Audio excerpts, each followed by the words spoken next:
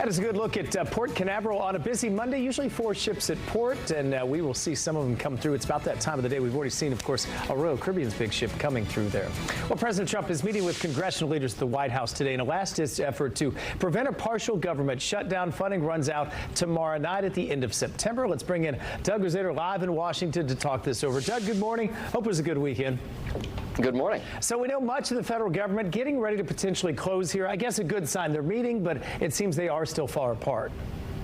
Far apart and not much time to go. So there is going to be a meeting this afternoon at the White House with all 4 congressional leaders, Democratic and Republican leaders from both the Senate and the House, along with the president to see if they can break bread on something. But right now, both sides are really digging in their heels. There's theoretically enough time to get a deal done, but it's going to be awfully tight. So a shutdown, it's hard to say whether it's more likely than not, but it certainly seems pretty likely right now, given the kind of time frame they're dealing with. Well, it does for sure, Doug, and obviously they'll be finger pointing if that happens. And is it one of those things, Doug, if they do shut down, maybe this could be weeks, if not longer, or might they get it a day or two after if that does happen?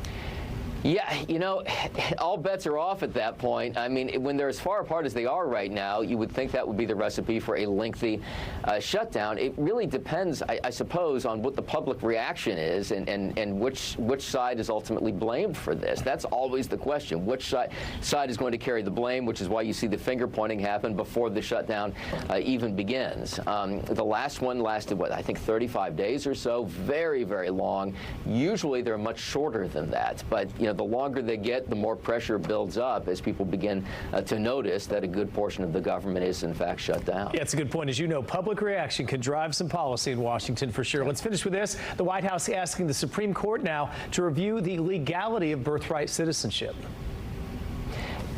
Yeah, you know, this is something the president's been talking about. The United States has this provision that allows birthright citizenship. I think a lot of legal scholars think that's pretty clear, but the White House is challenging this provision.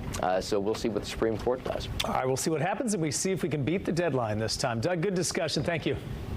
Thanks so much.